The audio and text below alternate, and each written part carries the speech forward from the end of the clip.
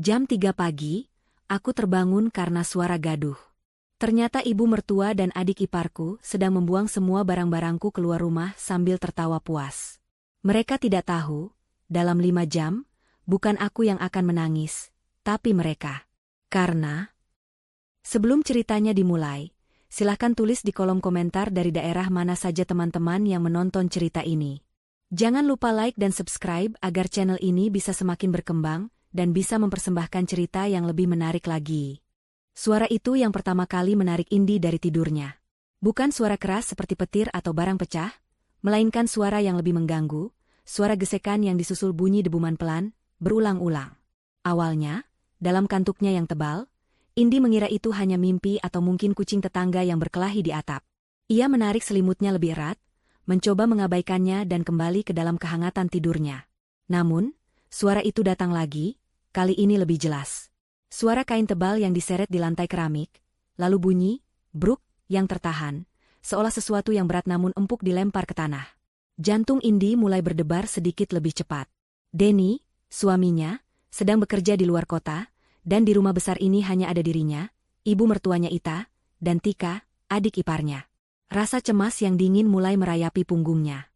Jam digital di atas nakas menunjukkan pukul 3:15. Terlalu pagi untuk aktivitas apapun. Mungkinkah ada maling? Pikiran itu membuatnya terduduk di ranjang, napasnya tertahan. Ia menajamkan pendengaran.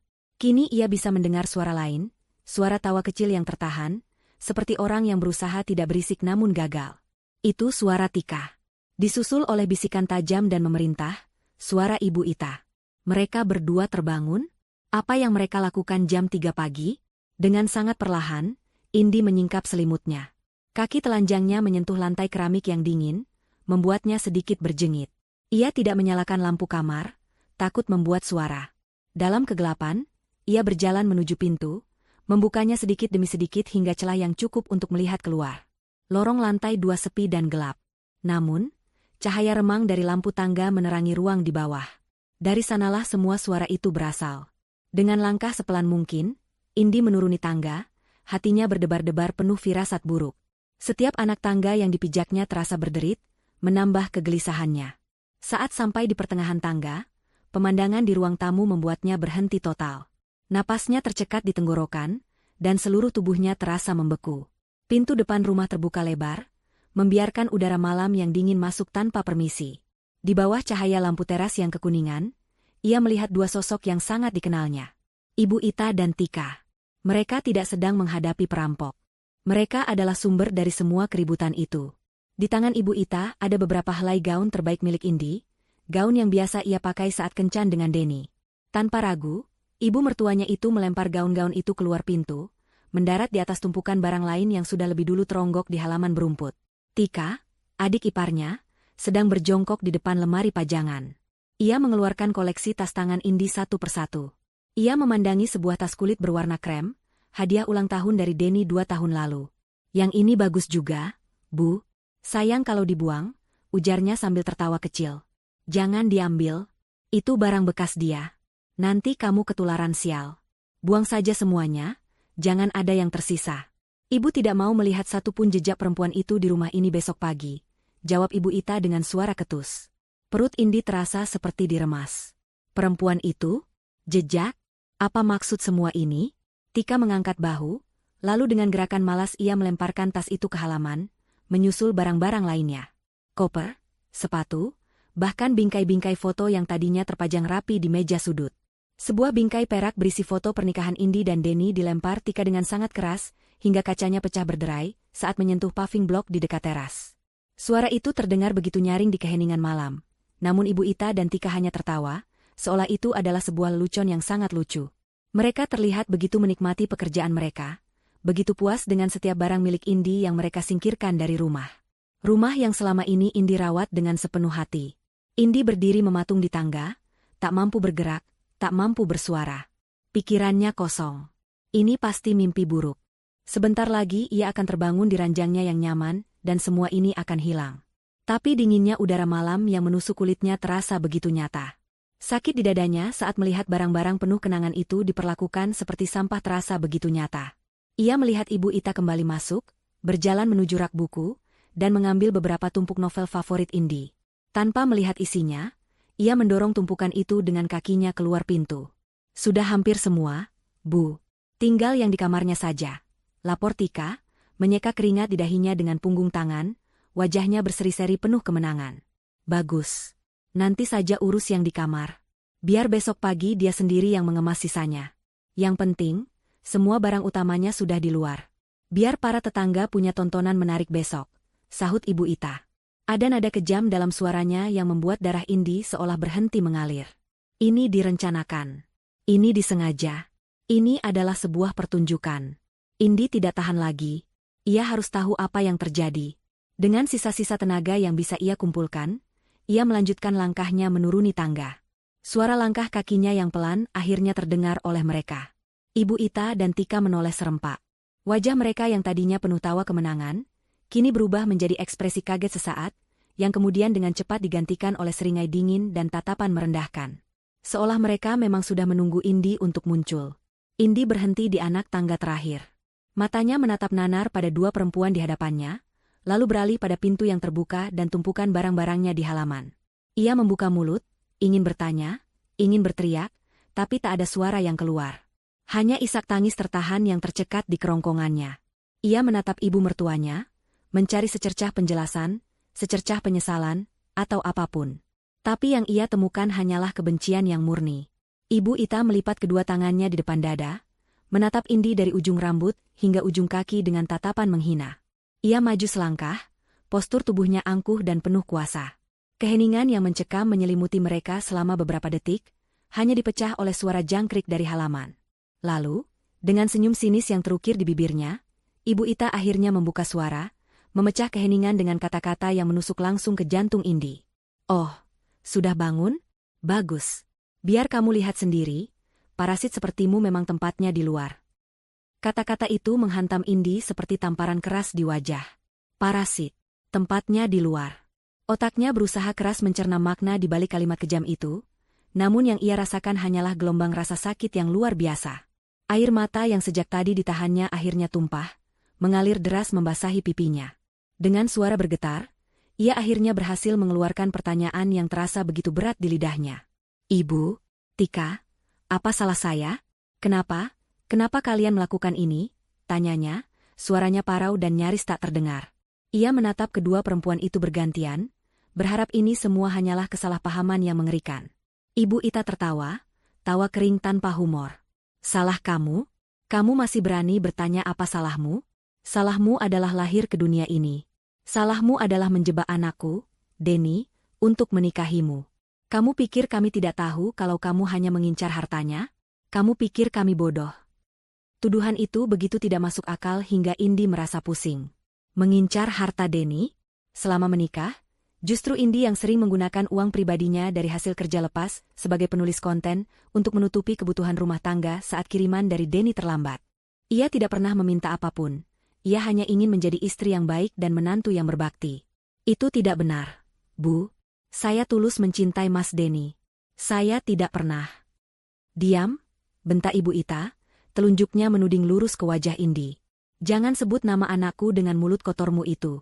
Kamu pikir dengan bersikap manis dan patuh selama ini bisa menipu kami? Kami tahu akal bulusmu. Kamu hanya perempuan tidak berguna yang menumpang hidup di sini, menghabiskan uang anakku.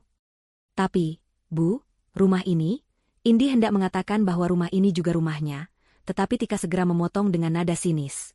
Rumah ini milik Mas Denny. Kakakku yang bekerja keras untuk membeli rumah ini.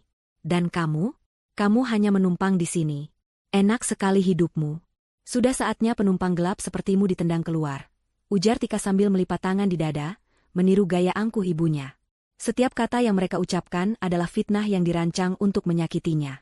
Indi menggelengkan kepala, mencoba menyangkal, namun isak tangisnya membuatnya sulit berbicara.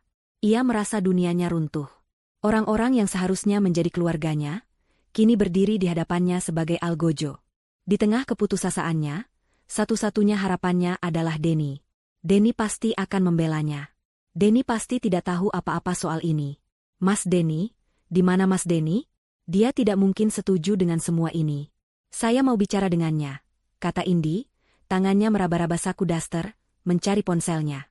Tika tersenyum licik. Oh, kamu mau mengadu pada Mas Denny? Percuma.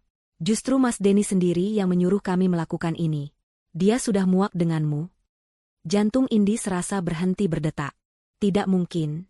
Denny tidak mungkin melakukan itu. Denny mencintainya. Kamu bohong. Desis Indi, tatapannya nyalang menatap Tika. Aku bohong?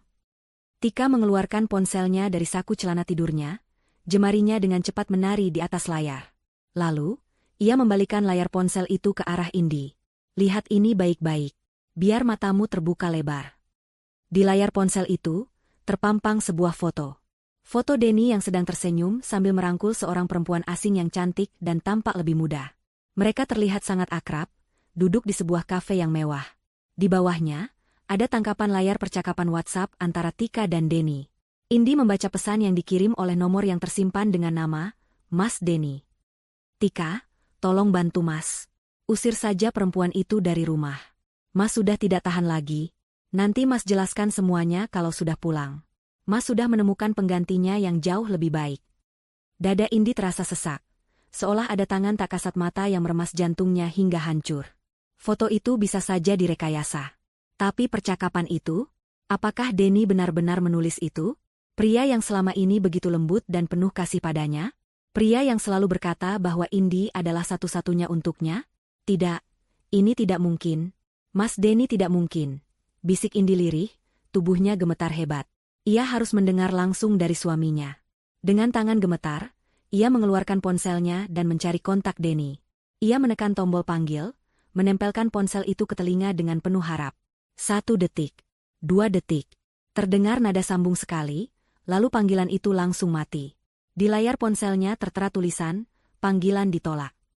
Indi mencobanya lagi, hasilnya sama. Panggilan ditolak. Lagi dan lagi. Selalu sama. Rasa dingin yang menusuk menjalari seluruh tubuhnya, jauh lebih dingin dari udara malam. Denny menolak panggilannya. Mereka tidak berbohong. Denny benar-benar ingin membuangnya. Melihat ekspresi hancur di wajah Indi, Ibu Ita dan Tika tersenyum penuh kemenangan. Misi mereka berhasil. Sudah lihat sendiri, kan?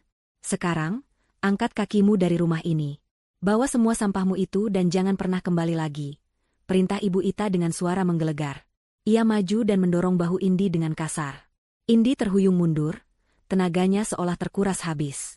Ia tidak lagi punya kekuatan untuk melawan, untuk berdebat. Rasa sakit karena pengkhianatan Denny jauh lebih menyakitkan daripada perlakuan kejam ibu dan adik iparnya.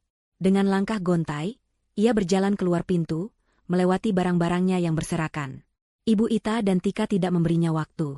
Begitu Indi melewati ambang pintu, mereka langsung membanting pintu kayu itu dengan keras. Suara kunci yang diputar dari dalam terdengar begitu final, seperti vonis mati bagi pernikahan dan kehidupannya. Indi jatuh terduduk di teras yang dingin, di antara tumpukan barang-barangnya yang kini terasa seperti tumpukan kenangan yang hancur. Ia memeluk lututnya, membiarkan isak tangisnya pecah tanpa suara. Langit masih gelap, dan bintang-bintang seolah ikut mengejek penderitaannya. Ia sendirian. Dikhianati, diusir, dan dibuang seperti sampah oleh orang-orang yang paling ia percayai. Keputusasaan yang pekat menyelimutinya, membuatnya merasa tidak ada lagi harapan. Ia menatap kosong ke depan, tidak tahu harus berbuat apa atau pergi kemana. Di tengah isak tangisnya yang memilukan, ponsel di genggamannya bergetar. Bukan panggilan, melainkan sebuah notifikasi. Dengan pandangan kabur karena air mata, ia melihatnya. Notifikasi dari aplikasi kalender. Sebuah pengingat yang pernah ia atur beberapa minggu lalu. Besok jam 8 pagi, finalisasi akta tanah, BPN. Indi berhenti menangis. Ia membaca ulang kalimat itu, dan otaknya yang tadinya beku mulai bekerja kembali. Finalisasi akta tanah. Otaknya langsung teringat pada sebuah map tebal berwarna hijau yang tersimpan aman di dalam salah satu tas tangan yang ikut terlempar ke halaman.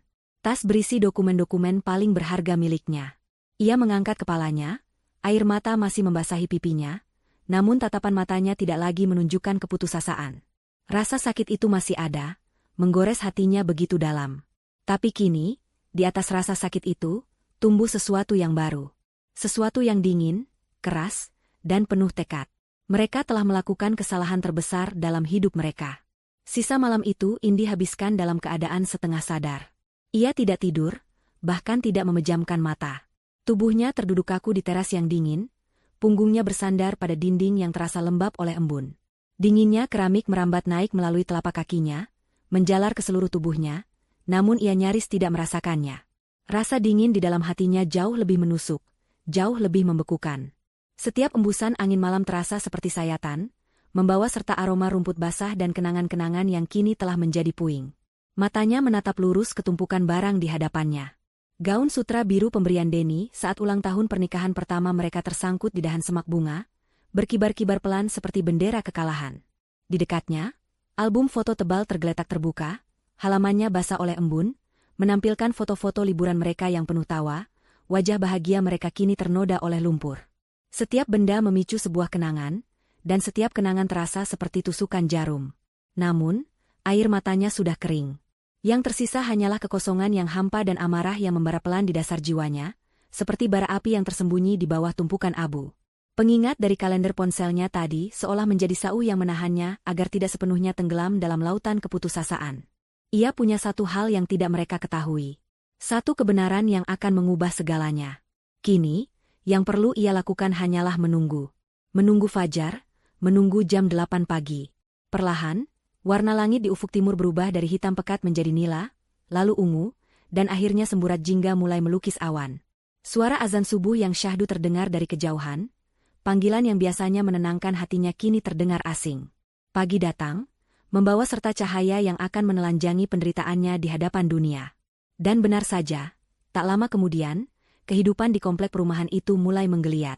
Loper koran melemparkan gulungan surat kabar ke halaman seberang. Bapak-bapak dengan sarung dan peci berjalan pulang dari masjid, beberapa di antara mereka melirik ke arah rumah Indi dengan tatapan bertanya-tanya. Puncak penghinaan dimulai saat para ibu rumah tangga mulai keluar. Bu Siska, tetangga sebelah kanannya, membuka gerbang untuk menyapu halaman. Matanya langsung tertuju pada pemandangan ganjil di halaman rumah Indi. Ia berhenti menyapu, matanya membelalak kaget, menatap tumpukan barang lalu beralih pada sosok Indi yang terduduk diam. Bu Siska tidak menyapa, hanya menatap dengan campuran rasa kasihan dan penasaran, sebelum akhirnya bergegas masuk kembali ke dalam rumahnya, mungkin untuk berbagi berita terbaru dengan suaminya. Indi tahu apa yang akan terjadi selanjutnya. Gosip akan menyebar secepat api di musim kemarau. Ia bisa merasakannya. Tatapan-tatapan dari balik tirai jendela tetangga, bisikan-bisikan saat mereka lewat di depan rumah. Ia menjadi tontonan, sebuah drama pagi yang menyedihkan. Dan para sutradaranya, Ibu Ita dan Tika, tidak akan melewatkan kesempatan ini untuk menikmati hasil karya mereka. Tepat seperti dugaannya, tak lama kemudian pintu depan rumah terbuka. Bukan untuk mempersilakannya masuk, tapi untuk menampilkan kedua antagonisnya. Ibu Ita keluar dengan daster batiknya yang paling bagus, rambutnya sudah disanggul rapi. Tika mengikutinya, membawa 2 cangkir teh panas yang masih mengepul. Mereka duduk di kursi rotan di teras, persis seperti yang biasa mereka lakukan setiap pagi, seolah tidak ada perempuan yang terusir dan terduduk membeku hanya beberapa meter dari mereka. Mereka sengaja menciptakan kontras yang menyakitkan, kehangatan dan kenyamanan mereka di satu sisi, dengan kedinginan dan penderitaan Indi di sisi lain. "Selamat pagi, Bu Siska," sapa Ibu Ita dengan suara yang sengaja dikeraskan saat melihat Bu Siska keluar lagi untuk membuang sampah. "Maaf ya, halamannya jadi berantakan. Biasa, sedang bersih-bersih barang lama yang sudah tidak berguna lagi. Menuh-menuhin rumah saja." Kalimat itu jelas ditujukan untuk Indi. Setiap katanya adalah tamparan verbal. Bu Siska hanya tersenyum canggung, mengangguk sekilas, lalu cepat-cepat masuk ke dalam. Ia tidak mau terlibat. Tika menambahkan, menyesap tehnya dengan nikmat. "Iya, Bu. Barang kalau sudah jadi sampah, kan, memang harus segera dibuang. Kalau tidak, nanti jadi sumber penyakit." Indi tidak bereaksi. Ia tidak menoleh, tidak membalas. Ia hanya terus menatap lurus ke arah jalanan di depan, seolah telinganya tuli. Sikap tenangnya ini rupanya membuat Ibu Ita dan Tika semakin jengkel. Mereka ingin melihatnya menangis, memohon, atau setidaknya menunjukkan kemarahan. Tapi Indi tidak memberi mereka kepuasan itu. Di dalam dirinya, ia sedang menghitung mundur. Pukul 7. Pukul setengah 8. Matahari semakin tinggi, mulai menghangatkan kulitnya yang semalaman kedinginan. Waktu seolah berjalan begitu lambat. Setiap detik terasa seperti 1 jam. Indi menahan lapar, haus, dan rasa pegal di sekujur tubuhnya. Ia hanya fokus pada satu hal, tujuannya. Ia tahu bahwa apa yang akan terjadi selanjutnya akan menjadi pertaruhan terbesar dalam hidupnya. Dan akhirnya, saat jam di ponselnya menunjukkan pukul 8:05, penantiannya berakhir. Dari ujung jalan komplek, sebuah mobil sedan berwarna hitam gelap melaju pelan. Mobil itu terlihat berbeda, lebih resmi dibandingkan mobil-mobil milik penghuni komplek lainnya. Di pintunya, ada sebuah logo instansi pemerintah yang tidak terlalu jelas terbaca dari kejauhan. Mobil itu terus melaju, semakin dekat, dan akhirnya berhenti tepat di depan gerbang rumahnya. Semua aktivitas di jalanan seolah berhenti. Para tetangga yang kebetulan berada di luar, langsung menoleh. Ibu Ita dan Tika yang sedang asyik berbincang, langsung terdiam. Mereka menatap mobil itu dengan dahi berkerut. Siapa itu? Tamu siapa? Wajah mereka menunjukkan kebingungan. 3 orang pria keluar dari mobil. 2 orang lebih muda, dan 1 orang tampak lebih senior, berusia sekitar 50-an. Ketiganya mengenakan seragam kemeja berwarna kaki dan celana bahan gelap. Pria yang lebih senior memegang sebuah map tebal dan semacam alat ukur digital. Mereka terlihat sangat profesional dan serius. Mereka berdiri sejenak di depan gerbang, melihat nomor rumah, lalu mencocokkannya dengan sebuah dokumen di map. Kepanikan mulai menjalari wajah Ibu Ita dan Tika. Ini bukan kunjungan biasa. Ini bukan kerabat atau teman. Ini adalah petugas resmi. Tapi dari instansi mana? Untuk urusan apa? Mereka saling berpandangan, ketakutan mulai menggantikan rasa angkuh di wajah mereka. Indi, di sisi lain, menghela napas panjang dan pelan. Inilah saatnya. Ia tidak bergerak dari tempatnya, hanya mengamati. Para petugas itu membuka gerbang kecil yang tidak dikunci, lalu berjalan masuk ke halaman. Mereka melirik tumpukan barang dan sosok Indi dengan ekspresi datar, seolah sudah terbiasa melihat hal-hal aneh. Mereka berjalan melewatinya begitu saja. Langkah mereka tegap dan mantap, tidak menuju ke arah Indi, melainkan langsung menuju pintu depan, tempat Ibu Ita dan Tika kini sudah berdiri dengan wajah tegang. Pria yang paling senior mengangkat tangannya, dan dengan tegas mengetuk pintu kayu itu 3 kali. Suara ketukan di pintu itu terdengar begitu keras dan resmi, sangat kontras dengan suasana pagi yang tadinya dipenuhi bisik-bisik dan sindiran.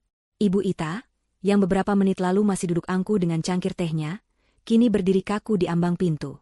Wajahnya yang biasa dipenuhi kesombongan, kini menyiratkan kecemasan yang coba ia tutupi dengan ekspresi galak. Tika berdiri sedikit di belakangnya, mengintip dari balik bahu ibunya dengan mata penuh selidik. Ada apa ya, Pak? Cari siapa? Tanya Ibu Ita dengan nada ketus.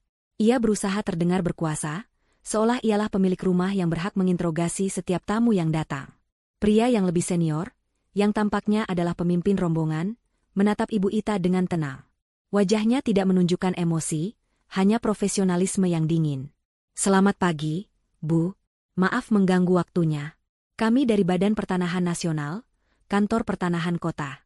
Apa benar ini rumah di alamat Jalan Anggrek nomor 17? Badan Pertanahan Nasional. 3 kata itu membuat jantung Ibu Ita berdebar sedikit lebih kencang. Urusan tanah selalu rumit dan serius. Tapi ia segera menenangkan dirinya. Rumah ini atas nama Denny. Semua surat-suratnya lengkap. Tidak mungkin ada masalah. Mungkin ini hanya survei rutin atau pendataan ulang. Benar? Ini rumah saya? Ada perlu apa? Jawab Ibu Ita, sengaja menggunakan kata, rumah saya, untuk menegaskan posisinya. Petugas itu mengangguk. Baik, Bu. Kedatangan kami sesuai jadwal yang telah ditentukan. Kami di sini untuk melakukan proses verifikasi akhir dan pengukuran ulang bidang tanah untuk pembaruan sertifikat atas nama pemilik yang terdaftar. Penjelasan itu membuat Ibu Ita semakin bingung, namun juga sedikit lega. Pembaruan sertifikat. Itu terdengar seperti hal yang bagus. Mungkin ada program pemerintah. Ia sama sekali tidak tahu menahu tentang ini, Denny juga tidak pernah cerita. Mungkin ini kejutan dari anaknya. Senyum tipis mulai terukir di bibirnya, rasa angkuhnya kembali. Oh, begitu. Tentu saja, silakan. Rumah ini memang atas nama anak saya satu-satunya, Denny Pratama. Dia yang membeli dan mengurus semuanya. Tapi kebetulan dia sedang bertugas di luar kota. Jadi saya yang mewakilinya di sini sebagai ibunya.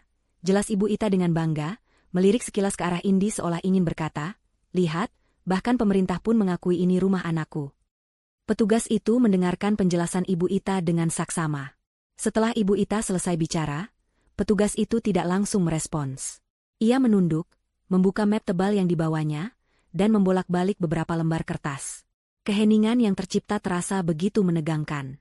Dua petugas yang lebih muda berdiri diam di belakangnya, wajah mereka tetap datar. Para tetangga yang menonton dari kejauhan semakin penasaran. Setelah menemukan dokumen yang ia cari, petugas itu mengangkat kepalanya lagi. Ia menatap lurus ke mata Ibu Ita, ekspresinya masih sama, tenang namun serius. Ia menggelengkan kepalanya pelan. Maaf, Bu. Data kami berbeda. Satu kalimat pendek itu terasa seperti godam yang menghantam kepala Ibu Ita. Berbeda? Apa maksudnya berbeda? Kepanikan yang tadi sempat reda, kini kembali dengan kekuatan penuh.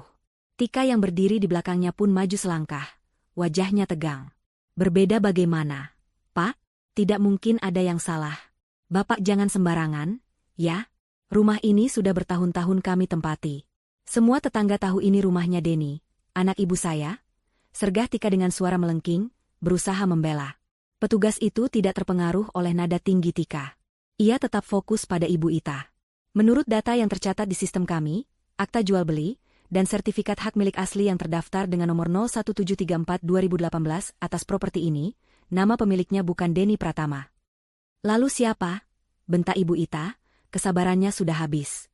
Jangan mengada-ada kalian. Jangan-jangan kalian ini petugas gadungan yang mau menipu, ya? Tuduhan itu tidak membuat para petugas marah. Pria pemimpin itu justru menghela napas pendek, seolah sudah biasa menghadapi reaksi seperti ini. Ia tidak lagi menatap Ibu Ita.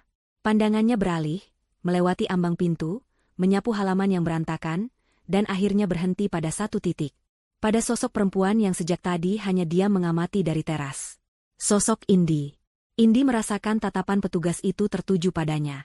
Inilah momen yang ia tunggu. Dengan perlahan, seolah semua tenaganya kembali, ia bangkit berdiri. Debu dan kotoran menempel di daster yang dipakainya, rambutnya acak-acakan, dan wajahnya pucat. Namun, tatapan matanya tajam dan lurus. Ia balas menatap petugas itu, sebuah pengakuan tanpa kata. Melihat Indi berdiri, petugas itu seolah mendapat konfirmasi. Ia mengabaikan Ibu Ita dan Tika yang masih mengomel di ambang pintu. Dengan langkah mantap, ia berjalan melintasi halaman, mendekati Indi. Dua petugas muda mengikutinya, menciptakan jarak antara Indi dan ibu mertuanya. Para tetangga menahan napas, drama ini mencapai puncaknya. Petugas itu berhenti 1 meter di depan Indi. Ia menatap Indi dengan tatapan yang sopan dan penuh hormat, sebuah perlakuan yang sangat kontras dengan yang Indi terima sepanjang malam. Ia tersenyum tipis, sebuah senyum profesional yang menenangkan. Permisi, selamat pagi, sapanya dengan suara yang jelas dan tenang. Mohon maaf atas ketidaknyamanannya. Apa benar saya sedang berbicara dengan Ibu Indi Kirana? Indi mengangguk pelan, tenggorokannya masih terasa kering. Benar, Pak, saya sendiri. Petugas itu tersenyum lagi, kali ini lebih lega. Ia membuka kembali mapnya dan menunjukkannya pada Indi. Syukurlah. Sesuai jadwal kita hari ini, Bu. Kami di sini untuk verifikasi akhir. Maaf sekali lagi, Bu. Tapi menurut semua dokumen legal yang kami pegang dan yang terdaftar di arsip negara, pemilik tunggal yang sah atas tanah dan bangunan di alamat ini adalah Anda. Pernyataan petugas BPN itu menggantung di udara seperti awan badai yang siap pecah. Sun. Bahkan bisik-bisik para tetangga pun sejenak terhenti. Semua mata kini tertuju pada 3 tokoh utama drama pagi itu. Seorang petugas pemerintah yang tenang, seorang istri teraniaya yang kini berdiri tegak, dan 2 perempuan yang wajahnya berubah dari merah padam karena marah menjadi putih pucat karena syok. Wajah Ibu Ita adalah sebuah potret ketidakpercayaan yang sempurna.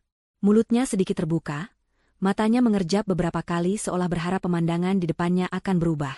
Tika, yang sejak tadi berlindung di balik arogansi ibunya, kini tampak seperti anak kecil yang kehilangan arah. Tidak mungkin, desis Ibu Ita, suaranya terdengar serak. Itu adalah sangkalan pertama, sebuah refleks dari pikiran yang menolak untuk menerima kenyataan yang begitu menghancurkan. Kemudian, penolakan itu dengan cepat berubah menjadi amarah yang meledak-ledak, sebuah mekanisme pertahanan terakhir dari egonya yang terluka. Penipu. Dia pasti penipu. Teriaknya sambil menudingkan jari gemetar ke arah Indi. Bapak jangan percaya padanya. Dia itu perempuan licik. Dia pasti sudah memalsukan semua dokumennya. Dia pakai guna-guna. Tangkap dia, Pak. Penjarakan dia. Dia mau merebut rumah anak saya. Ibu Ita menjadi histeris. Ia meracau, melontarkan segala tuduhan yang bisa dipikirkan oleh otaknya yang panik. Ia menuduh Indi bersekongkol dengan petugas BPN, menuduhnya membayar orang untuk membuat sertifikat palsu.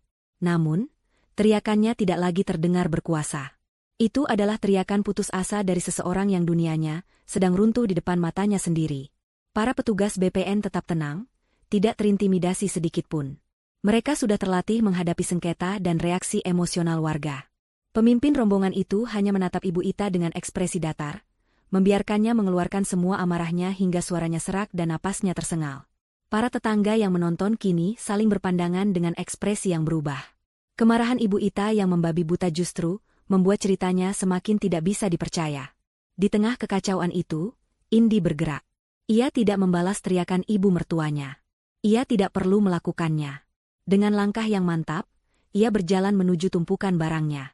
Ia berjongkok di samping tas kulit berwarna krem yang tadi pagi dilempar oleh Tika dengan begitu enteng. Tas hadiah dari Denny. Dengan tenang, ia membuka resletingnya. Tangannya masuk ke dalam, melewati buku catatan dan dompet, mencari benda yang ia tahu tersimpan aman di bagian paling bawah. Sebuah map plastik tebal berwarna hijau. Ia menarik map itu keluar, membersihkan sedikit tanah yang menempel di permukaannya, lalu bangkit berdiri. Semua mata mengikutinya saat ia berjalan kembali mendekati petugas BPN. Ibu Ita berhenti berteriak. Napasnya masih memburu, matanya menatap tajam pada map hijau di tangan Indi. "Pak," ujar Indi dengan suara yang jelas dan mantap, sama sekali tidak bergetar. Mungkin ini bisa membantu meluruskan semuanya. Ia menyerahkan map itu kepada petugas.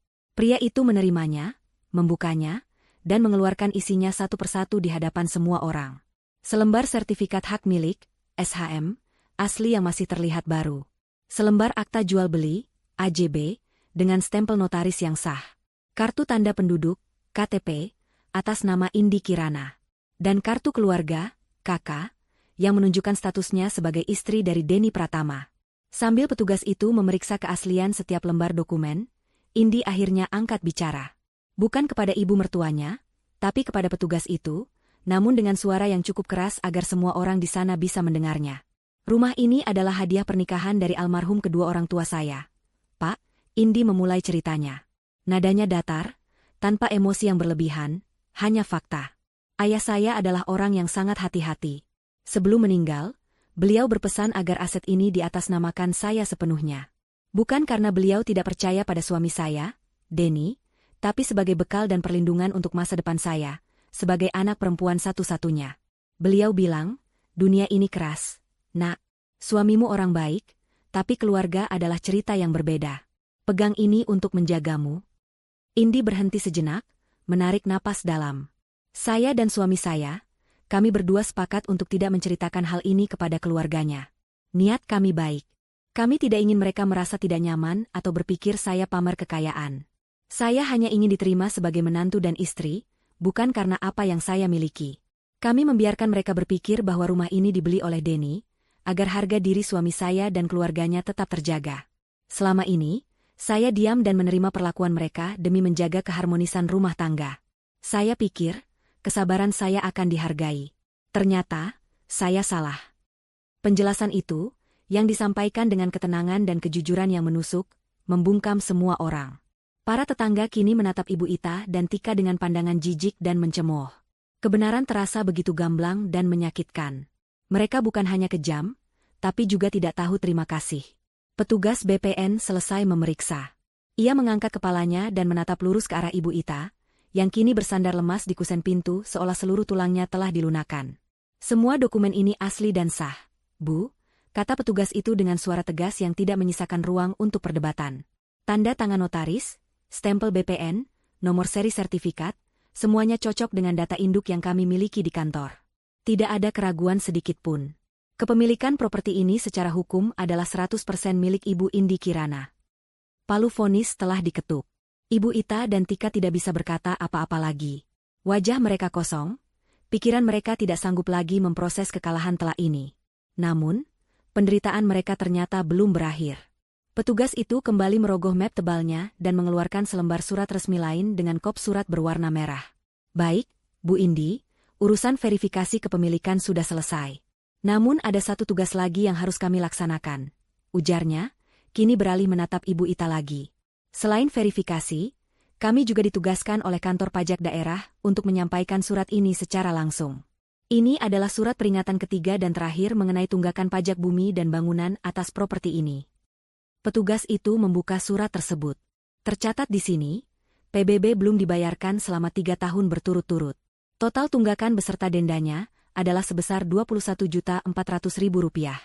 Jika tidak dilunasi dalam waktu 30 hari sejak surat ini diterima, maka negara berhak melakukan penyitaan aset sesuai dengan undang-undang yang berlaku. Jika pengungkapan status kepemilikan rumah adalah sebuah bom nuklir, maka berita tentang tunggakan pajak puluhan juta rupiah adalah hujan radioaktif yang mengikuti setelahnya. Racunnya menyebar dengan cepat, melumpuhkan sisa-sisa pertahanan Ibu Ita dan Tika. 21 juta. Angka itu berputar-putar di kepala mereka seperti burung pemakan bangkai. Uang dari mana mereka bisa mendapatkan sebanyak itu? Selama ini, setiap kali Denny mengirimkan uang bulanan, sebagian besar selalu mereka habiskan untuk keinginan mereka sendiri.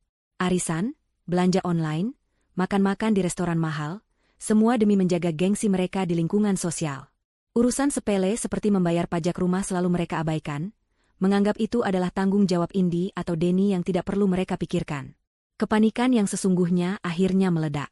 Wajah Ibu Ita yang pucat kini dihiasi keringat dingin. Tangannya mulai gemetar. Ia menatap Tika dengan panik, mencari pertolongan, namun adiknya sendiri sama kacaunya. Mereka terpojok. Semua kebohongan, semua kesombongan mereka, kini runtuh menjadi debu di hadapan para tetangga yang menjadi saksi bisu. Bisikan-bisikan para penonton kini tidak lagi tertahan. Suara mereka terdengar lebih jelas, menghakimi dan penuh cemoohan. Ya ampun, jadi selama ini cuma numpang tapi lagaknya seperti ratu. Pantesan istrinya yang sabar begitu diusir. Takut ketahuan belangnya kalau dia pemilik rumahnya. Sudah numpang gratis, tidak tahu diri, pajak pun tidak dibayar. Benar-benar keterlaluan. Setiap kalimat yang sampai ke telinga Ibu Ita terasa seperti cambukan. Reputasinya, harga dirinya, semua yang ia banggakan, hancur lebur dalam hitungan menit. Menyadari bahwa agresi tidak lagi berguna, ia secara drastis mengubah taktiknya.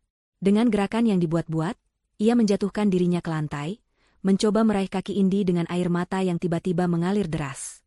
Ini adalah pertunjukan terakhirnya, akting seorang korban. Indi. Nak, maafkan ibu, nak, isaknya, suaranya kini dibuat serak dan memelas. Ibu hilaf. Ibu sudah dirasuki setan. Jangan begini, nak, ampuni ibu. Ini kan rumah kita bersama, rumah keluarga kita. Jangan usir ibu. Tika, melihat tindakan ibunya, segera ikut bersimpuh. Iya, Mbak Indi, maafkan Tika. Tika hanya ikut-ikutan ibu. Tolong jangan hukum kami seperti ini, Mbak. Kami harus tinggal di mana? Pemandangan itu begitu menyedihkan sekaligus menjijikkan.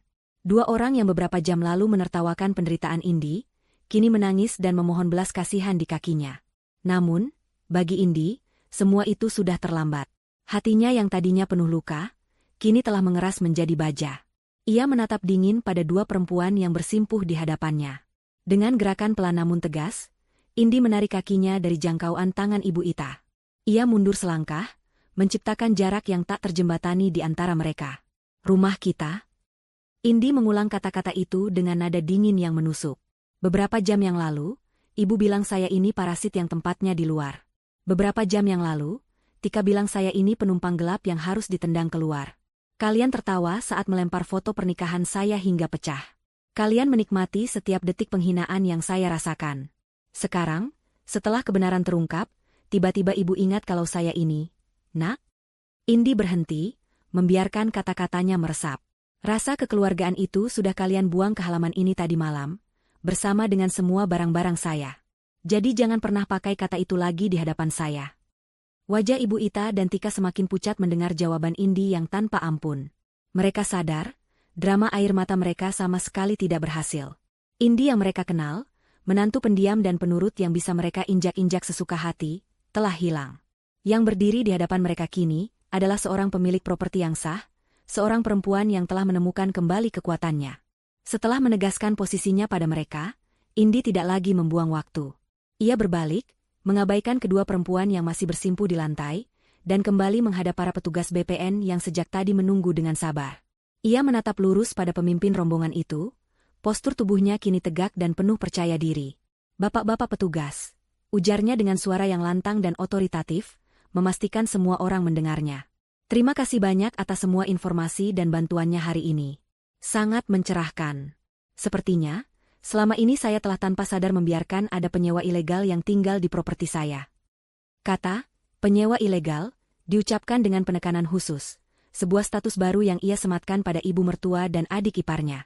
Status yang menanggalkan semua ikatan keluarga, dan mengubahnya menjadi murni urusan hukum. Dan pagi ini, lanjut Indi, matanya melirik tajam ke arah Ibu Ita dan Tika, para penyewa ilegal itu telah melakukan tindakan perusakan dan pembuangan aset pribadi saya secara sengaja. Kalimat itu adalah sebuah deklarasi perang. Ia tidak lagi menganggap ini sebagai masalah keluarga. Ini adalah tindak kriminal. Ibu Ita dan Tika menatapnya dengan horor, menyadari implikasi dari kata-kata Indi. Ini tidak akan berakhir hanya dengan mereka diusir. Ini bisa berlanjut ke kantor polisi. Kemudian, Indi melakukan gerakan terakhir yang menyegel nasib mereka. Di hadapan semua orang, ia mengeluarkan ponselnya. Jemarinya dengan tenang mencari sebuah nama di daftar kontak. Semua orang menahan napas, menunggu apa yang akan ia lakukan selanjutnya. Indi menemukan nama yang ia cari. Ia menempelkan ponsel ke telinganya, dan setelah beberapa saat, ia berbicara dengan nada yang sopan namun tegas. Selamat pagi, Pak Budi. Maaf mengganggu. Ini saya, Indi Kirana. Sepertinya, saya akan membutuhkan jasa Bapak hari ini. Sekarang, izinkan saya menelepon pengacara saya. Pernyataan Indi yang menelepon pengacaranya adalah pukulan terakhir yang meruntuhkan seluruh benteng pertahanan Ibu Ita dan Tika. Kata, pengacara, terdengar begitu asing dan menakutkan. Sebuah dunia yang tidak pernah mereka masuki. Itu adalah sinyal bahwa masalah ini telah keluar dari ranah drama keluarga, dan masuk ke dalam labirin hukum yang dingin dan tanpa ampun. Wajah Ibu Ita berubah menjadi topeng teror. Gambaran tentang surat panggilan polisi, ruang sidang, dan bahkan penjara, melintas di benaknya. Tika mulai menangis sesenggukan, bukan lagi tangisan palsu untuk mencari simpati, melainkan tangisan ketakutan yang sesungguhnya. Para petugas BPN, setelah menyerahkan surat tunggakan pajak secara resmi kepada Indi sebagai pemilik sah, merasa tugas mereka telah selesai. Mereka tidak punya wewenang untuk ikut campur dalam sengketa pribadi. Pemimpin rombongan itu memberi anggukan hormat kepada Indi. Tugas kami sudah selesai, Bu Indi. Jika ada yang bisa kami bantu terkait administrasi pertanahan, jangan ragu hubungi kami. Permisi. Mereka berbalik dan berjalan dengan tenang menuju mobil mereka, meninggalkan arena pertempuran yang kini telah memasuki babak baru. Kepergian mereka seolah menjadi penegasan bahwa otoritas di tempat itu kini sepenuhnya berada di tangan Indi. Indi masih menempelkan ponsel di telinganya, berbicara pelan dengan pengacaranya, memberikan gambaran singkat tentang apa yang terjadi. Di sekelilingnya, para tetangga masih belum beranjak, tidak mau ketinggalan satu detik pun dari klimaks yang luar biasa ini. Namun, sebelum Indi bisa menyelesaikan percakapannya, sebuah panggilan lain masuk ke ponselnya, membuat layarnya menyala. Sebuah nama tertera di sana, nama yang membuat jantungnya berdebar kencang, suamiku Denny. Getaran di tangannya bukan lagi karena dingin atau takut, melainkan karena gejolak emosi yang kompleks. Ia segera mengakhiri panggilan dengan pengacaranya. Pak Budi, nanti saya hubungi lagi, ujarnya cepat, lalu dengan satu tarikan napas panjang, ia menerima panggilan dari Denny. Halo, sapanya, suaranya terdengar lebih mantap dari yang ia duga. Sayang, Indi, ya Tuhan, akhirnya kamu angkat juga. Suara Denny di seberang sana terdengar panik dan terengah-engah. Sayang, ada apa ini? Ibu barusan telepon aku, dia teriak-teriak histeris, bilang kamu mau usir mereka dari rumah, bilang ada petugas datang. Aku tidak mengerti sama sekali. Apa yang sebenarnya terjadi? Indi bisa mendengar kepanikan murni dalam suara suaminya, tapi ia juga bisa mendengar kebingungan. Denny jelas bereaksi atas laporan sepihak dari ibunya yang penuh distorsi. Indi menarik napas lagi, menenangkan dirinya. Ini adalah saat penentuan. Mas, ujarnya dengan suara yang tenang dan terkendali, dengarkan aku baik-baik. Jangan potong. Aku akan ceritakan semuanya dari awal. Dan Indi pun bercerita. Ia menceritakan bagaimana ia terbangun jam 3 pagi oleh suara berisik. Ia melukiskan dengan kata-kata pemandangan mengerikan saat ia melihat ibu dan adik Denny melempar semua barangnya ke halaman seperti sampah. Ia mengulangi setiap hinaan yang mereka lontarkan, setiap tuduhan keji yang mereka tudingkan padanya. Ia menceritakan bagaimana mereka mendorongnya keluar dan mengunci pintu. Dan bagian yang paling menyakitkan, Ia menceritakannya dengan suara yang sedikit bergetar. Tika menunjukkan foto editanmu dengan perempuan lain, Mas. Dia juga menunjukkan percakapan palsu, seolah-olah kamu yang menyuruh mereka mengusirku, karena kamu sudah punya penggantiku. Mereka membuatku percaya bahwa kamu mengkhianatiku. Keheningan sesaat di ujung telepon, hanya terdengar suara napas Denny yang berat. Kemudian, suara yang kembali terdengar bukan lagi panik, melainkan penuh amarah yang tertahan. Amarah yang membakar. Apa? Suara Denny terdengar seperti geraman. Mereka bilang aku selingkuh? Mereka berani memfitnahku dan menyakitimu seperti itu? Ya Tuhan, Indi, sayang, maafkan aku. Maafkan aku. Aku tidak tahu. Aku tidak pernah membayangkan mereka bisa sejahat dan selicik itu. Aku mencoba meneleponmu berkali-kali tadi malam, Mas. Tapi panggilan aku selalu ditolak. Lanjut Indi, suaranya kini sedikit melunak, menyadari kemarahan suaminya bukan ditujukan padanya. Aku tahu, sahut Denny dengan cepat, suaranya penuh penyesalan. Aku baru lihat panggilannya sekarang. Tadi malam sampai pagi ini aku ada di lokasi tambang yang baru, di pedalaman. Sama sekali tidak ada sinyal. Ibu tahu jadwalku. Dia pasti sengaja melakukannya saat dia tahu aku tidak bisa dihubungi. Ya Tuhan, aku sudah dipermainkan oleh keluargaku sendiri. Kemudian, Denny menceritakan sisinya. Ia mengungkapkan bagaimana selama berbulan-bulan, setiap kali menelepon ke rumah, ibunya selalu mengeluh tentang Indi. Keluhan-keluhan kecil yang tampak sepele pada awalnya. Indi masaknya keasinan hari ini. Indi seharian di kamar saja, tidak mau bantu ibu. Indi boros sekali, uang bulanan sudah hampir habis. Lama-kelamaan, keluhan itu menjadi fitnah yang lebih serius. Indi melawan waktu ibu nasihati. Ibu lihat dia sering terima paket mahal, sepertinya dia belanja online terus pakai uangmu. Aku mengaku salah, sayang, kata Denny dengan suara penuh sesal. Aku seharusnya tidak mendengarkan mereka.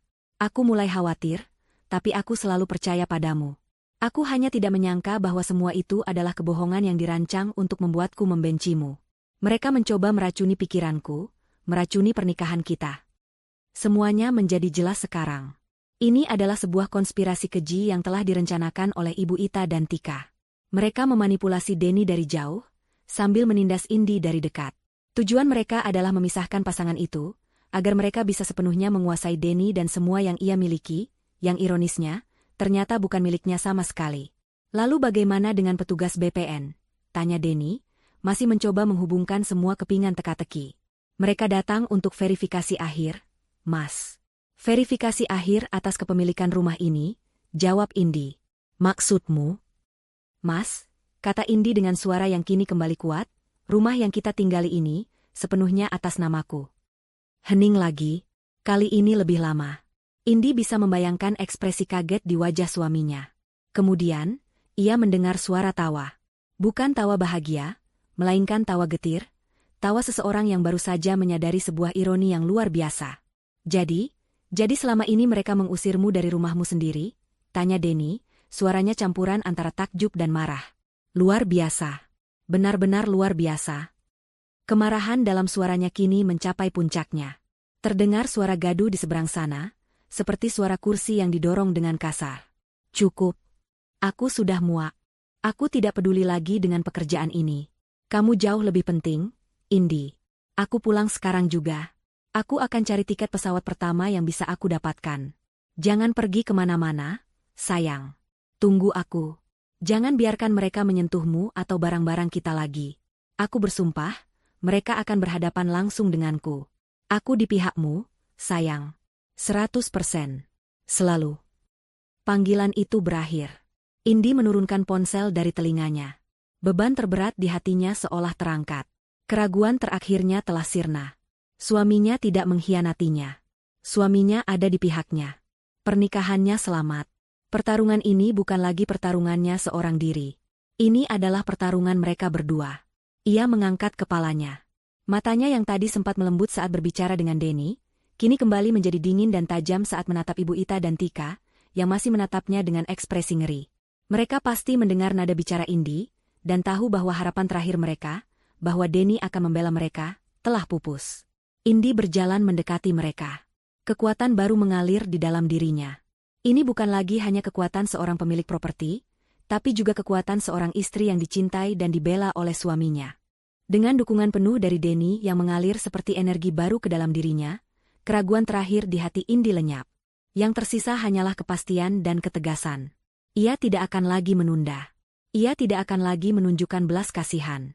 Waktunya untuk bersikap baik sudah selesai. Sekarang adalah waktunya untuk bertindak. Ia berjalan mendekati Ibu Ita dan Tika, yang masih bersimpuh di lantai teras dengan wajah basah oleh air mata ketakutan. Mereka mendongak menatap Indi, tatapan mereka kini seperti seekor anjing yang memohon ampun pada tuannya. Sebuah pemandangan yang menyedihkan, mengingat betapa angkuhnya mereka beberapa jam yang lalu. Indi berhenti di depan mereka, menatap keduanya dengan tatapan dingin tanpa emosi. Denny sedang dalam perjalanan pulang. Ujarnya, setiap kata diucapkan dengan penekanan yang jelas. Dia pulang bukan untuk kalian. Dia pulang untuk saya, istrinya. Sebelum dia tiba di rumah ini, saya ingin rumah ini bersih. Ibu Ita dan Tika saling berpandangan, tidak mengerti. Bersih? Bersih dari semua barang-barang milik kalian, lanjut Indi, menjelaskan dengan gamblang. Dan bersih dari semua energi negatif, semua fitnah, dan semua kekejaman yang sudah kalian tebarkan di setiap sudut rumah ini. Saya tidak mau suami saya pulang dan masih mencium bau kebusukan kalian di sini. Ia kemudian mengangkat pergelangan tangannya, melihat jam di ponselnya. Sekarang jam 8:30. Saya beri kalian waktu 30 menit dari sekarang. Kemasi semua barang kalian yang ada di dalam rumah ini. Pakaian, perhiasan, apapun itu. Tepat jam 9, saya mau kalian berdua sudah berada di luar gerbang. Jika dalam 30 menit kalian belum keluar, pengacara saya yang akan datang bersama pihak berwajib untuk menyeret kalian keluar secara paksa. Ultimatum itu bagaikan cambuk. 30 menit. Waktu yang mustahil untuk mengemasi seluruh hidup mereka. Kepanikan membuat mereka bergerak. Dengan tergesa-gesa dan canggung, Ibu Ita dan Tika bangkit berdiri. Mereka tidak berani menatap mata Indi. Dengan langkah terseok-seok, mereka masuk ke dalam rumah. Rumah yang selama ini mereka anggap milik mereka, kini terasa seperti penjara yang akan segera mereka tinggalkan. Dimulailah sebuah adegan yang kacau dan menyedihkan. Suara laci dibanting, lemari digeser, dan barang-barang yang dilempar ke dalam koper terdengar dari dalam rumah. Mereka tidak punya waktu untuk melipat pakaian dengan rapi atau memilih barang dengan saksama. Semua dimasukkan begitu saja ke dalam tas-tas dan koper-koper tua yang mereka simpan di gudang. Kemewahan dan ketenangan yang biasa mereka nikmati kini berganti dengan kepanikan dan kerja paksa. Indi tidak masuk ke dalam. Ia tetap berdiri di teras, menjadi mandor bagi pengusiran mereka. Ia menyandarkan tubuhnya di pilar, melipat tangan di dada, matanya terus mengawasi jam di ponselnya. Para tetangga masih setia menonton. Mereka menyaksikan semua proses itu dengan senyum puas yang tersembunyi. Keadilan sedang berjalan, dan mereka menjadi penonton di barisan terdepan.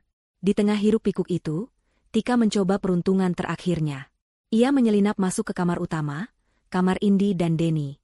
Di atas meja rias, ada sebuah kotak perhiasan kayu berukir yang indah.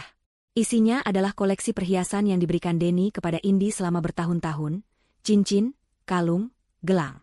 Tika berpikir, dalam kekacauan ini, mungkin tidak ada yang akan sadar jika ia mengambilnya. Itu adalah pemberian dari kakaknya, jadi ia merasa berhak. Namun, saat tangannya hendak menyentuh kotak itu, sebuah suara dingin menghentikannya. Jangan berani-berani kau sentuh itu. Indi sudah berdiri di ambang pintu kamar, menatapnya dengan tatapan membunuh. Tika terlonjak kaget. Ini kan pemberian dari Mas Denny. Elak Tika dengan suara gemetar. Aku hanya mau mengambil bagianku. Indi tersenyum sinis. Bagianmu? Tidak ada bagianmu di sini. Setiap perhiasan di dalam kotak itu dibeli dari hasil jerih payahku dan Denny, sebagai simbol untuk merayakan cinta kami. Sesuatu yang jelas tidak akan pernah kau dan ibumu mengerti. Jadi, letakkan kembali tanganmu, keluar dari kamar ini, dan lanjutkan mengemasi sampah-sampahmu. Kata, sampah, diucapkan dengan penekanan yang sama seperti yang Tika gunakan padanya tadi pagi. Tika gemetar karena marah dan takut. Ia tidak berani melawan tatapan mata Indi.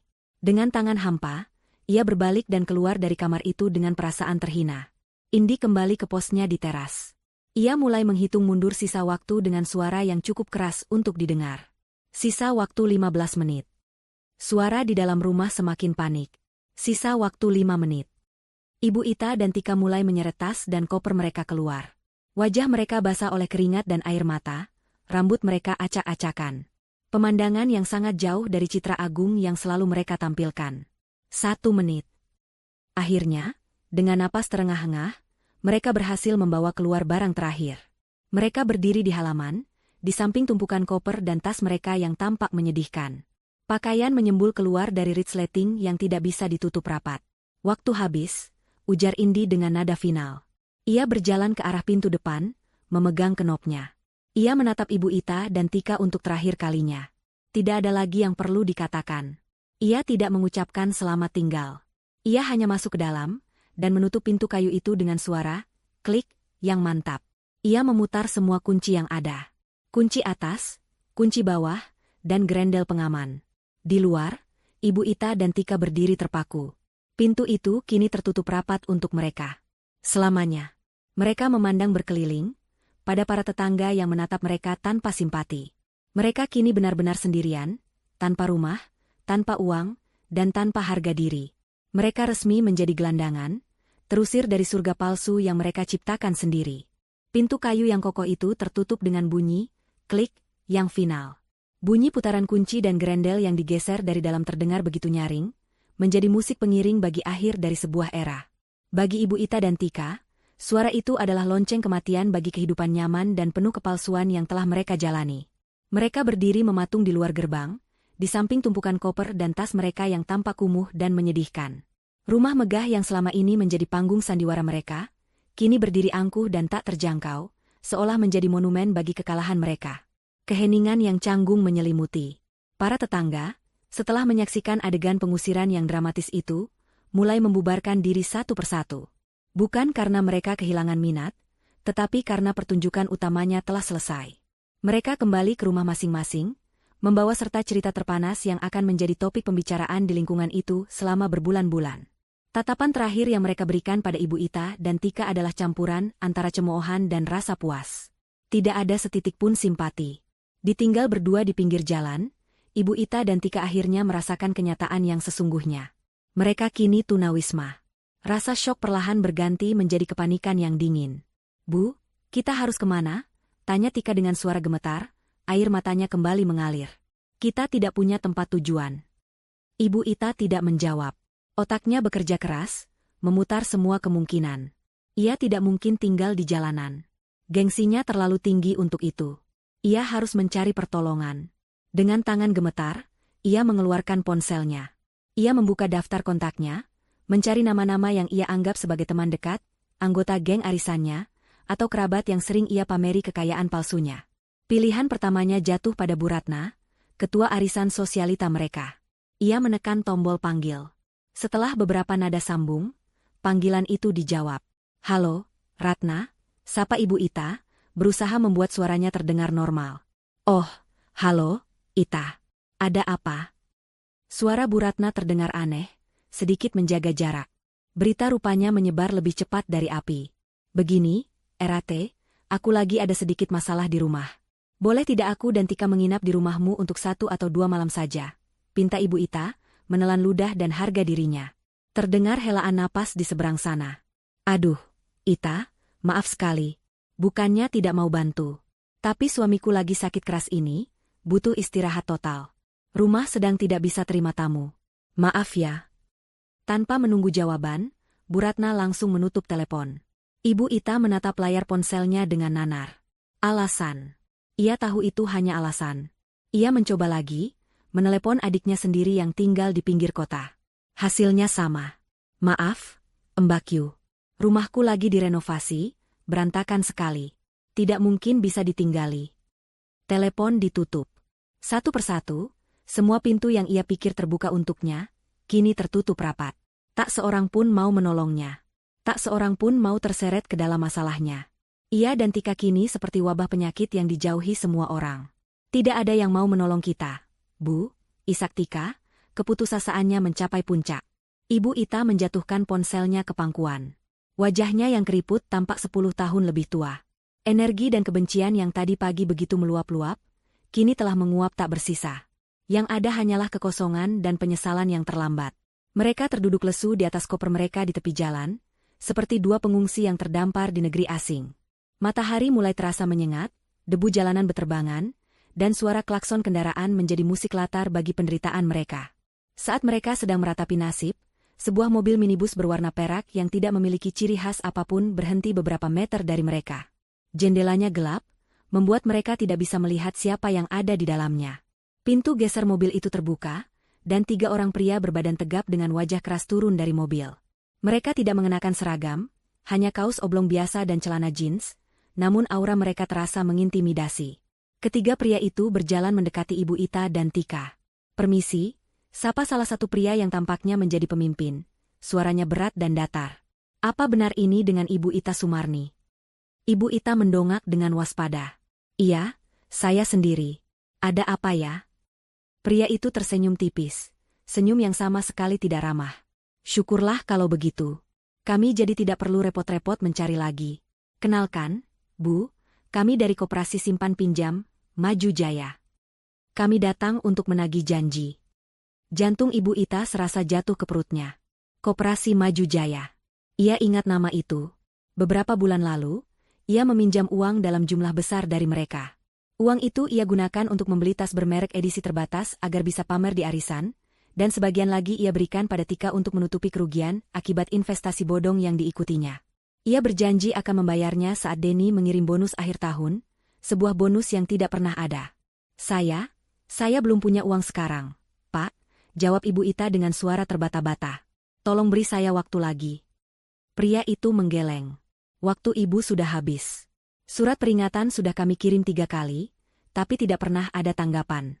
Sesuai perjanjian yang Ibu tanda tangani di atas materai, jika terjadi wan prestasi, maka Ibu bersedia untuk menyelesaikan masalah ini di kantor kami. Hari ini juga. Tapi kami tidak bisa pergi sekarang. Kami," Tika mencoba membela. "Tidak ada tapi-tapian," potong pria lain dengan kasar. "Hutang Ibu sudah membengkak dengan bunga menjadi 120 juta rupiah. Ibu pikir kami akan membiarkannya begitu saja?" 120 juta. Tika menutup mulutnya dengan ngeri. Ia tidak tahu utang ibunya sebesar itu. Para pria itu tidak memberi mereka pilihan. Dengan gerakan yang tegas namun tidak kasar, mereka menyuruh Ibu Ita dan Tika untuk berdiri. "Barang-barang kalian biar kami yang urus nanti. Sekarang, kalian ikut kami ke kantor. Ada banyak hal yang perlu kita bicarakan." Tanpa daya, Ibu Ita dan Tika digiring menuju mobil minibus itu. Tidak ada lagi teriakan, tidak ada lagi perlawanan. Mereka sudah terlalu lelah, terlalu kalah. Saat mereka masuk ke dalam mobil, beberapa tetangga yang masih mengintip dari jendela menyaksikan adegan itu dengan mata terbelalak. Karma datang begitu cepat, begitu tuntas, dan dalam bentuk yang tidak pernah mereka duga. Pintu mobil ditutup, dan minibus itu melaju pergi, membawa Ibu Ita dan Tika menuju babak baru penderitaan mereka, sebuah neraka yang mereka ciptakan dengan tangan mereka sendiri. Di dalam rumah, keheningan terasa begitu pekat setelah hiruk-pikuk pagi itu. Indi berdiri di tengah ruang tamu. Untuk pertama kalinya, ia merasakan rumah ini benar-benar sebagai miliknya. Bukan hanya di atas kertas, tapi juga di dalam hatinya. Udara terasa lebih ringan, seolah beban berat yang selama ini menekan atap rumah telah terangkat.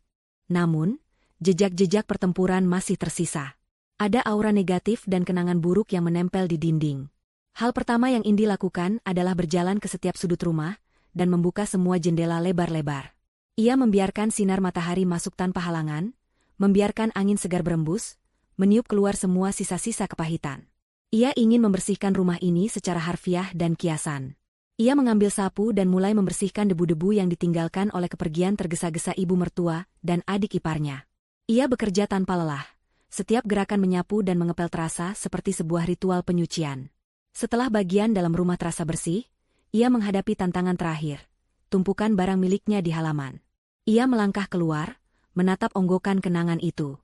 Beberapa jam yang lalu, pemandangan ini menghancurkan hatinya. Kini, ia melihatnya dengan cara yang berbeda. Ini bukan lagi tumpukan barang yang dibuang, melainkan kulit ular yang telah ia lepaskan. Simbol dari dirinya yang lama, yang penurut, yang selalu mengalah, yang kini telah tiada. Dengan kesabaran, ia mulai memilah. Satu persatu. Gaun sutra biru yang tersangkut di semak, ia ambil dengan hati-hati. Itu adalah kenangan indah bersama Denny, itu akan ia simpan. Album foto yang ternoda lumpur, ia bawa ke dalam untuk dibersihkan. Foto-foto itu adalah bukti cinta mereka, itu akan ia selamatkan. Namun, beberapa barang lain, pemberian dari Ibu Ita yang selalu disertai sindiran, atau benda-benda yang mengingatkannya pada masa-masa penuh tekanan, ia pisahkan ke dalam kantong plastik hitam besar. Barang-barang itu akan ia sumbangkan atau buang. Ia sedang menyeleksi masa lalunya, memilih mana yang layak dibawa ke masa depan. Waktu berlalu tanpa terasa. Saat matahari mulai condong ke barat, mewarnai langit dengan sapuan warna oranye dan ungu, sebuah taksi berhenti di depan gerbang. Jantung Indi berdebar kencang. Pintu taksi terbuka, dan sesosok pria yang sangat ia rindukan keluar dengan tergesa-gesa. Denny. Ia tidak menunggu. Indi berlari keluar, membuka gerbang, dan langsung menghambur ke dalam pelukan suaminya. Denny memeluknya begitu erat, seolah takut jika ia melepaskannya, Indi akan menghilang. Ia menenggelamkan wajahnya di rambut Indi, menghirup aroma yang sangat ia kenal. "Maafkan aku, sayang, maafkan aku," bisik Denny berulang kali, suaranya serak karena emosi dan kelelahan. "Seharusnya aku ada di sini untuk melindungimu. Seharusnya aku sadar lebih cepat." Indi melepaskan pelukannya, menangkup wajah suaminya dengan kedua tangannya. Ia menatap mata Denny yang tampak lelah namun penuh cinta. "Ini bukan salahmu, Mas. Kita berdua korban dari manipulasi mereka. Yang penting sekarang, kamu sudah di sini. Kamu sudah pulang." Denny mengangguk, matanya berkaca-kaca. Ia menatap ke arah rumah yang tampak bersih dan damai, lalu pada sisa barang Indi yang sedang dirapikan. Hatinya terasa sakit sekaligus bangga. Sakit membayangkan apa yang telah dilewati istrinya sendirian, dan bangga melihat betapa kuatnya perempuan yang ia cintai itu. Malam itu, mereka tidak banyak bicara tentang apa yang terjadi. Mereka hanya menikmati kehadiran satu sama lain. Denny membantu Indi membawa masuk sisa barang-barangnya. Kemudian, bersama-sama, mereka melakukan satu hal terakhir yang paling simbolis. Denny mengeluarkan satu set kunci baru dari sakunya, lengkap dengan gembok dan grendel baru yang ia beli di perjalanan dari bandara. Bersama-sama, mereka mengganti semua kunci di pintu depan. Bunyi perkakas dan putaran obeng menjadi musik bagi awal yang baru. Saat kunci terakhir terpasang, mereka saling berpandangan dan tersenyum. Mereka sedang mengunci masa lalu yang kelam di luar, dan melindungi masa depan mereka yang cerah di dalam. Keesokan harinya, saat mereka sedang sarapan di teras belakang yang menghadap taman kecil, ponsel Indi bergetar. Sebuah pesan masuk dari Bu Siska, tetangga sebelah. "Indi, kamu sudah dengar berita terbaru? Semalam aku lihat dari jendela, ibumu dan Tika dibawa oleh beberapa orang. Kata Pak RT yang dapat info dari Satpam, mereka itu penagih utang. Katanya utang mereka ratusan juta. Ngeri sekali." Indi menunjukkan pesan itu pada Denny. Denny membacanya, lalu menghela napas panjang. Tidak ada rasa kasihan di wajahnya, hanya kelegaan karena sumber racun dalam hidup mereka kini telah ditangani oleh takdirnya sendiri. Ia meletakkan ponsel itu, lalu meraih tangan Indi. "Biarkan saja. Itu bukan lagi urusan kita. Urusan kita sekarang adalah ini." Ia menunjuk ke sekeliling mereka, ke rumah yang damai, ke taman yang hijau, dan pada tangan mereka yang saling bertautan. Indi tersenyum, senyum tulus pertama yang terasa begitu ringan dan bebas. Ia menatap suaminya, pria yang tetap setia padanya, yang rela terbang ribuan kilometer untuk berada di sisinya. Mereka telah melewati badai tergelap dalam pernikahan mereka. Dan kini, di hadapan mereka, terbentang fajar yang baru, sebuah awal dari kehidupan yang akan mereka bangun berdua, di atas fondasi kejujuran, kepercayaan, dan kekuatan cinta yang telah teruji. 1 tahun telah berlalu.